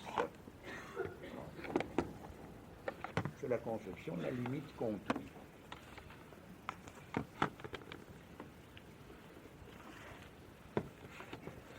Mais les vaches, elles, comment elles font par rapport à l'espace? Elles font bien mieux que ça. Remarquez, les deux conceptions se chevauchent. Vous prenez une prairie. Hein? Peu importe qu'elle soit limitée ou pas, elle peut être limitée. À ce moment-là, elle est clôturée, limite contour. Mais elle peut avoir une limite d'un autre type. C'est-à-dire, c'est une prairie clairière. Elle n'est pas clôturée donc, mais plus on va, plus la forêt commence. C'est donc une prairie qui tend vers la limite forêt, sans qu'on puisse bien dire, ah ben, c'est déjà la forêt là, ou ça l'est plus, c'est la prairie. Vous voyez, c'est une conception dynamique de la limite. Alors bon, les vaches, comment? Ben, les vaches savent, et les paysans aussi, qu'une prairie ne peut pas nourrir n'importe quel nombre de vaches. C'est même ça qu'on appelle la sélection naturelle. Il y a toujours des bêtes qui meurent s'il y en a trop par rapport au milieu. Comment vont faire les bêtes, les vaches? Les vaches ne font pas des petits carrés dans la prairie. Avec ça c'est mon carré et puis ça c'est le tien. Comment elles font? Au lieu de distribuer l'espace, elles se distribuent dans l'espace. Ça veut dire quoi? Ça n'exclut pas des rapports de hiérarchie, remarquez. Il y a la vache en chef, il y a la vache plus prestigieuse, celle qui s'octroie la meilleure, je ne peux plus dire carré, la meilleure zone. Une zone de vache, ce sera quoi une zone de vache? C'est jusqu'où peut aller la vache dans son appétit quotidien. C'est-à-dire la zone d'herbage qu'elle peut tondre de sa langue râpeuse. Hein? Bon, là je suis en plein dans un exemple stoïcien. Ça c'est une drôle de limite, il n'y a pas de barrière là. La limite de l'appétit d'une vache, vous ne pouvez pas dire ça commence à tel brin d'herbe, ça finit à tel brin d'herbe. C'est une limite de puissance. Et tant bien que mal les vaches s'arrangent. Vous savez par science empirique qu'il faut telle quantité de terrain pour nourrir une vache. Donc si vous êtes un bon paysan, vous n'allez pas mettre 20 vaches sur un terrain qui ne peut en nourrir que 10. Parce que si on aura 10 qui risquent de mourir, surtout les petits veaux qui... mais à cette idée, notre cœur se serre. Les petits veaux qui meurent. Bon. Donc vous allez mettre 10 vaches sur un terrain, en gros pour 10 vaches. Mais vous n'allez pas donner des carrés à chaque vache, c'est pas de la limite contour, c'est de la limite puissance. Les vaches vont se distribuer elles-mêmes d'après leur rapport, y compris leur rapport de hiérarchie, de telle manière que sur tel espace de temps, l'ensemble de la prairie soit tondu. D'une manière dynamique. Et il y aura des territoires, mais des territoires qui ne seront pas marqués par des barrières. Le territoire d'une bête, c'est quoi? C'est jusqu'où va sa puissance. Et qu'est-ce que c'est que ce qu'on appelle l'éthologie? L'éthologie qui n'est qu'un synonyme de l'éthique. C'est la science des puissances et des limites en ce second sens. Et qu'est-ce que c'est que le cri éthique? Qu'est-ce que peut un corps? Toujours la même chose. Qu'est-ce que peut un corps? C'est de quoi est-il capable? Quelle est sa puissance? À quoi verra-t-on sa puissance? À la limite au sens dynamique. Or, encore une fois, la limite contour nous laisse complètement échapper la limite dynamique. La limite dynamique est spatialisante, alors que la limite contour suppose un espace tout fait, un espace mesuré. Vous me suivez? Alors enfin, on n'en peut plus. Pas de questions sur tout ça, hein, c'est très simple, c'est très... Je voudrais que vous sentiez là quelque chose passe en quelque sorte, mais quelque chose passe de très important lorsque la limite n'a plus été conçue. Et comprenez que même politiquement, ça pose en effet des problèmes politiques sur la conception à ce moment-là des territoires. Si les territoires sont des expressions dynamiques et non plus des contours géométriques. C'est plus le géomètre qui vient le mettre des choses. L'arpenteur, c'est plus rien du tout, quoi. C'est plus une question d'arpentage, quoi. Non. Il faut que la géométrie se dépasse vers une dynamique beaucoup plus profonde. On n'est pas loin du monde de la Renaissance. Même le régime de la violence change complètement. Que penser à ce que les Grecs appellent violence, ce que les Grecs classiques appellent violence, c'est outrepasser les limites. Outrepasser les limites quoi? Outrepasser les limites telles qu'ils les entendent, outrepasser les limites contours. Et ils le disent très bien, chacun a son lot. Qu'il le veuille ou pas, chacun a son lot. S'il outrepasse les limites de son lot, c'est-à-dire de sa propriété, eh bien, ça ne va plus. Les dieux le rendront fou.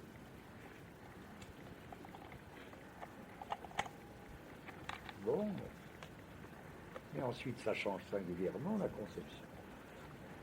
Pensez à ceci, rien vous pouvez faire alors 1000 exercices pratiques. Je prends 3e exercice pratique pour la semaine prochaine. Qu'est-ce qu'une frontière?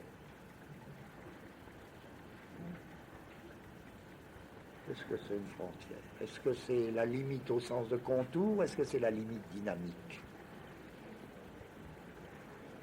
Ça dépend des moments, ça dépend des pays, ça dépend de l'histoire, ça dépend de la géographie, ça dépend de 1000 choses. Alors revenons-en à Spinoza un peu plus fort. Pourquoi Spinoza? Il y a des points sur lesquels je vais vite avant de finir, parce que il y a des points sur lesquels Spinoza, il ne fait même pas problème. Il hérite de tout ça. Spinoza a beaucoup à faire avec le stoïcisme. Pour lui aussi, il y a une critique absolue des idées avec un grand I, les idées séparées. Il y a une formule fameuse de Spinoza qu'on cite toujours, mais très souvent on la cite séparée de son contexte. Et c'est dommage parce que quand on va voir le contexte, on est tout à fait intéressé. C'est la formule toute détermination et négation. En latin, omnis determinatio negatio est. Toute détermination et négation. Mais ça veut dire quoi ça? Vous trouvez ce texte, lettre 50. Lettre 50 à un monsieur qui s'appelait Gels, J-E-2-L-E-S. Et Spinoza s'explique très bien. Il s'agit du contour des figures, explicitement. Il dit le contour détermine la figure, d'accord. D'accord, le contour c'est la détermination de la figure. Mais le contour en même temps, il nous dit ce que la figure n'est pas. Parce que le contour désigne le lieu où la figure n'est plus. Donc le contour est bien détermination, mais c'est une détermination négative. Toute détermination est une négation. C'est à propos de la limite contour que explicitement Spinoza lance sa formule qui fera fortune.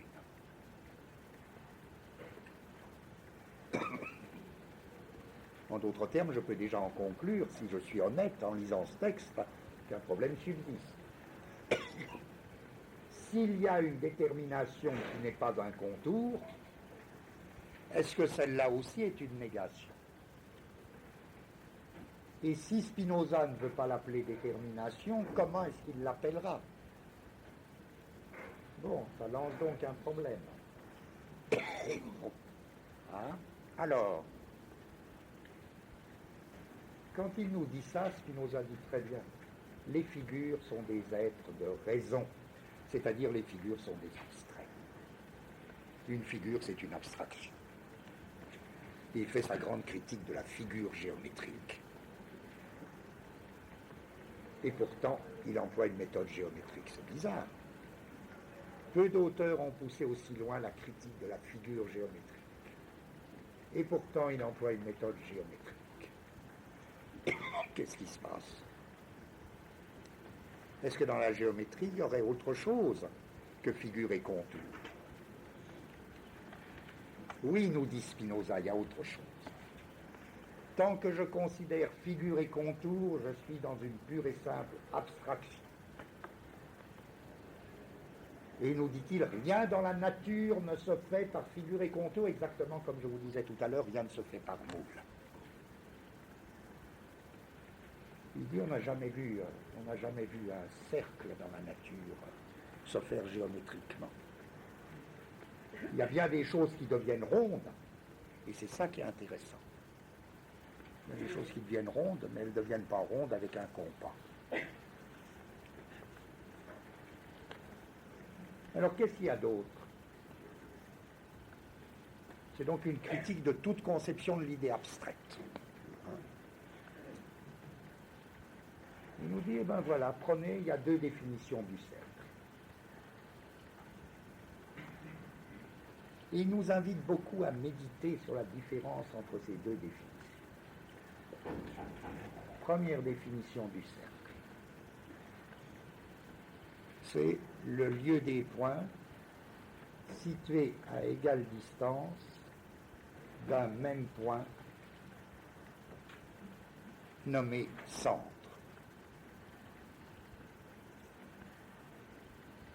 Immédiatement, vous voyez, je définis le cercle par son contour.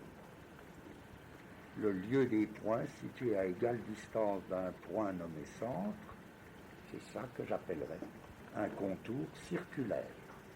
La figure est définie, la forme du cercle est définie par son contour. On nous a dit qu'on n'a jamais rien tiré de cette définition. Et quand les géomètres tirent quelque chose d'une définition du cercle, c'est qu'ils ont donné du cercle, implicitement ou non, une toute autre définition. Cette autre définition, c'est quoi? C'est une figure produite. Figure produite. En d'autres termes, c'est une définition par la raison de production. Ou ce qu'on appelle en géométrie une définition génétique. Pensez à la graine des stoïciens. La graine doit faire l'objet d'une définition génétique. Là, le cercle aussi doit faire l'objet d'une définition génétique. On définira le cercle comme la figure produite par un segment de droite tournant autour d'une de ses extrémités. Ainsi vous engendrez un cercle. Et peu importe que la nature, alors là, peu importe que la nature n'engendre pas ainsi les cercles.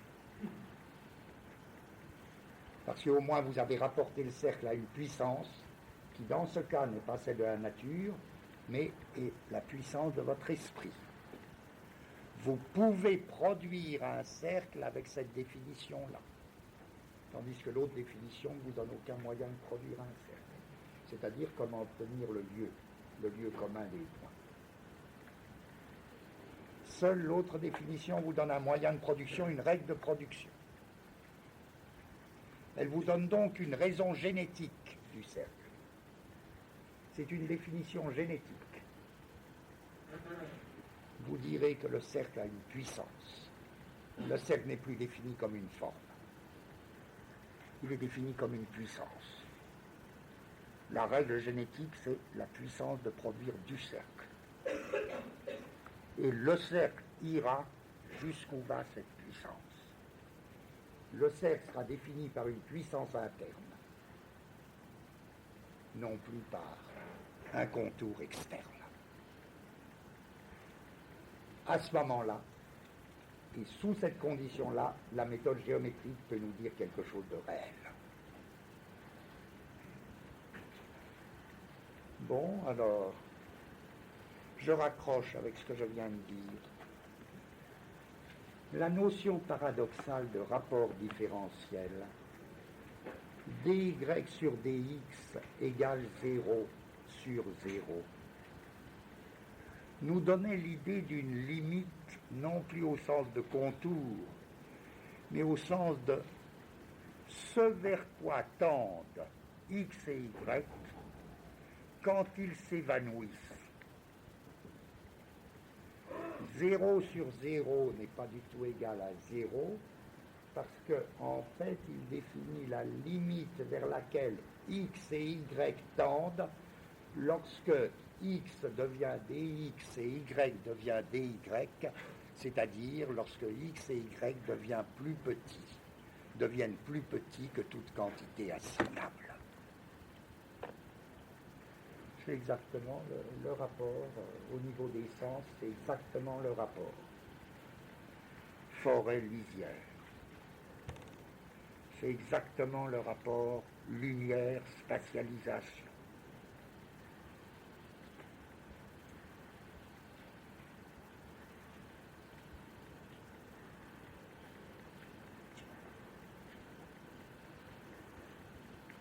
Donc c'est dans cette perspective qu'on retrouve une confirmation d'une espèce au XVIIe siècle de reprise. Je ne dis pas du tout que c'était la même chose que chez les Alexandrins, chez les néoplatoniciens, mais d'une reprise de la tentative pour un espace optique pur.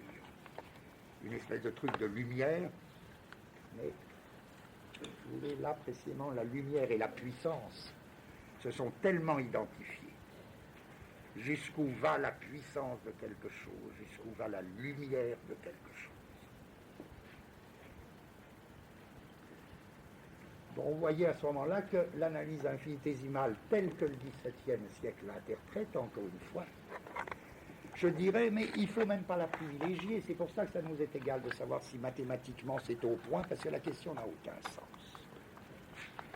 L'interprétation qu'il donne de l'analyse infinitésimale, elle est aux mathématiques ce que la peinture du XVIIe est à la peinture, lorsque se refait une grande tentative de la peinture de lumière, où le contour n'est plus du tout présent comme contour tactile de la chose, même virtuel comme contour tactile virtuel. Chez Rembrandt, par exemple, chez les Hollandais, ce n'est pas un contour tactile, même virtuel. C'est une limite à un tout autre sens lorsque vous parlez de la limite des ombres et des lumières. Bon, c'est une zone et pas du tout un contour, c'est un art de zone. Bon. Ça tend vers une limite, il y a donc une limite tension qui s'oppose point par point à la limite contour. Ça, c'est le monde du XVIIe siècle. Me resterait alors enfin un dernier point. J'ai uniquement commenté aujourd'hui en quoi l'individu est-il un rapport et quel rapport. C'était le lien rapport et infini. Et deuxièmement, en quoi est-il puissance, et ça c'était l'autre lien, puissance. Et les deux sont absolument liés. Si je prends mon premier groupe de notions, rapport et infini, et mon second groupe de notions, puissance limite, vous voyez qu'ils s'enchaînent absolument. Puisque, encore une fois, la limite est limite du rapport. Donc vous passez de l'un à l'autre de manière continue. Il me reste enfin un troisième point, c'est en vertu de ceci que le mode est rapport et non pas terme. En vertu de cela que le mode est puissance et non pas contour. Le mode va être, l'individu va être dit en plus mode intrinsèque. Mode intrinsèque, qu'est-ce que ça veut dire? Je voudrais que vous y réfléchissiez, là je m'arrête. Je voudrais que vous y réfléchissiez à partir d'un exemple que, dont la prochaine fois je partirai pour commenter cette notion de mode intrinsèque. Créateur de cette notion, un grand philosophe théologien qui s'appelle Duns Scott, S-C-O-T. Un texte de Duns Scott dit, voilà, la lumière blanche la lumière blanche peut être plus ou moins intense. Mais une lumière plus ou moins intense, ça ne veut pas dire plus ou moins lumière. La lumière est lumière. Simplement, elle est identiquement et semblablement lumière, mais elle l'est sous plusieurs modes. Ce sont les modes intrinsèques de la lumière.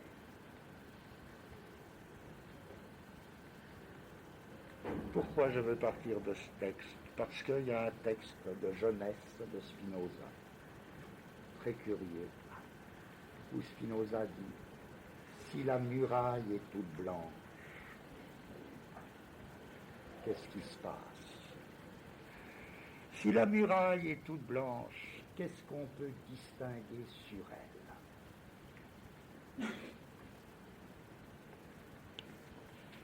Il n'y a que deux réponses possibles.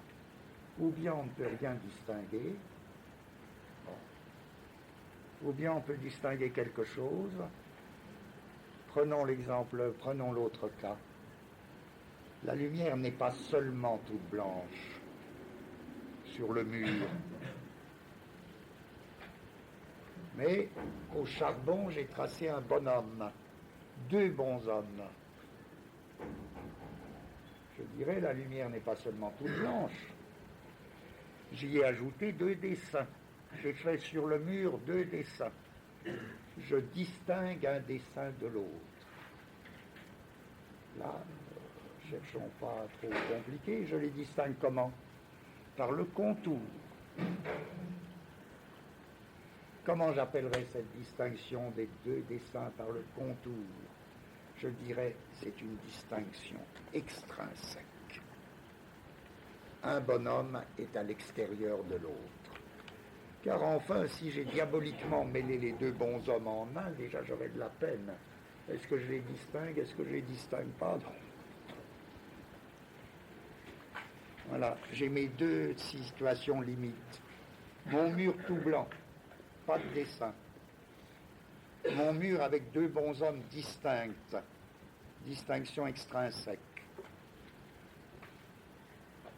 Est-ce que je peux introduire sur le mur blanc des distinctions qui ne soient pas extrinsèques? Troisième exercice, quatrième, septième exercice pratique. Donc on partira de là pour la prochaine fois. Voilà, j'arrête parce qu'on est tous malades.